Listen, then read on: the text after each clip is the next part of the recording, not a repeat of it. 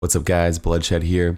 Welcome to a Diablo 4 discussionary video where we talk about specific subjects. It's more of a focused feedback. A lot of my other videos cover, multitude of ideas, and then you have a multitude of comments coming together.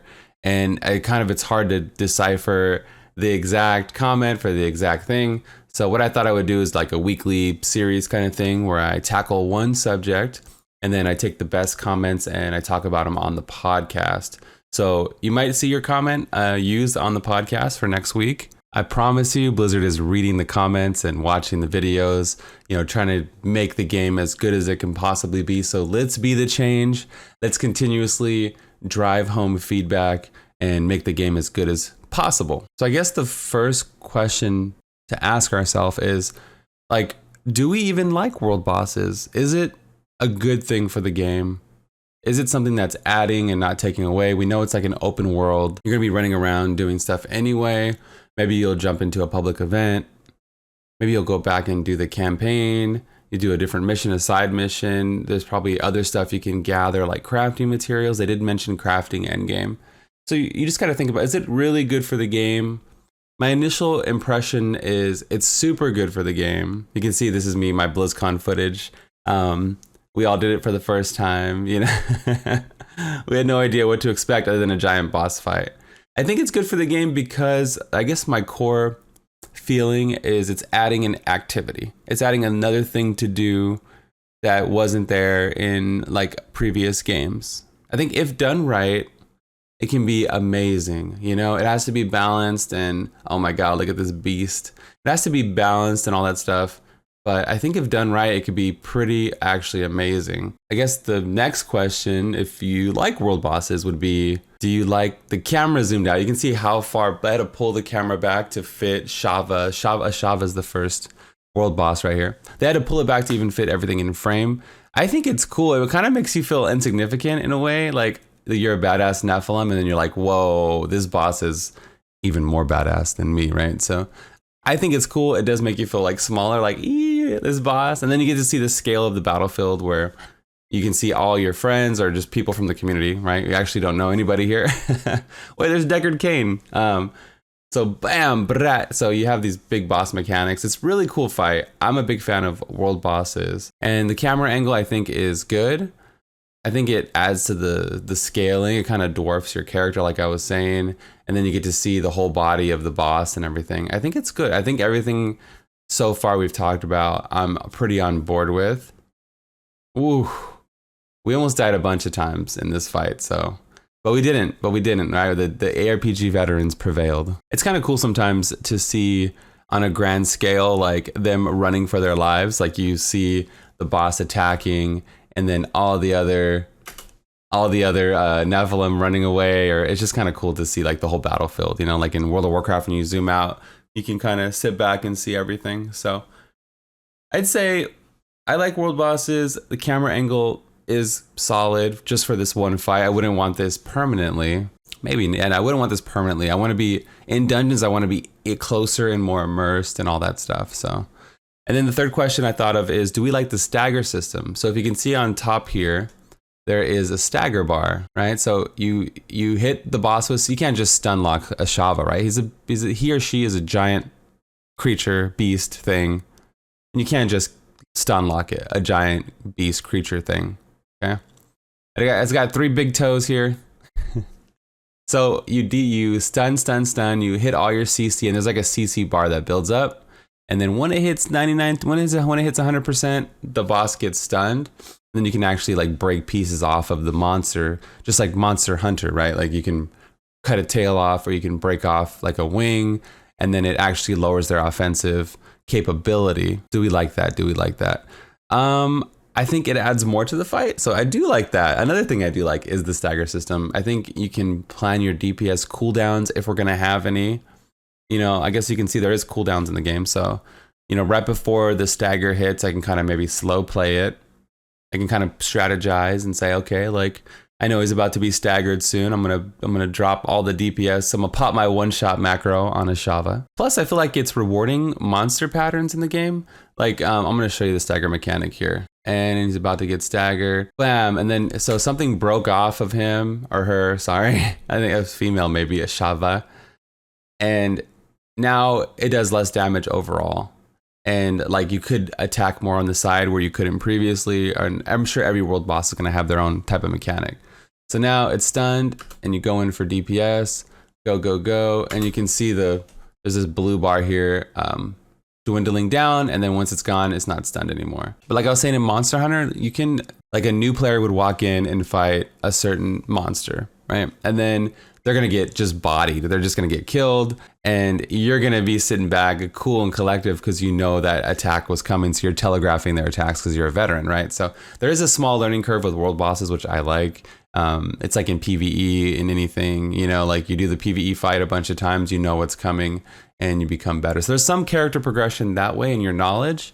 And that'd be cool if they add abilities to Ashava over time to keep it fresh for new players, or if they add like an Uber Ashava fight or something like that. That'd be kind of interesting. Maybe guilds can fight these Uber bosses together, and then it would be more like a individual community type thing. You can spawn Ashava and in a special zone or something like that. I don't know. Maybe that's going away from the open world. Just a brainstorm here. We're just talking. Let's let the stagger bar run out here so we can see. And now there's parts broken off, and it's supposedly weaker. We have her at about 40%, and you can see that another stagger bar is starting to build. But it doesn't mean that she's weak necessarily, just weaker, as you'll find out. I love the scaling. The scaling's cool. It's my favorite part, I think. It's because you're like, oh my God, you know, you have this little Nephilim and then this huge boss here. I have the picture over it because that's my camera. So that's just me blocking my camera. There's me getting knocked to 1% HP, but survival, the dodge, surviving at the last second, and just dodging all the attacks and doing my best while streaming to not make a total fool of myself. And look at all those corpses. Look at that.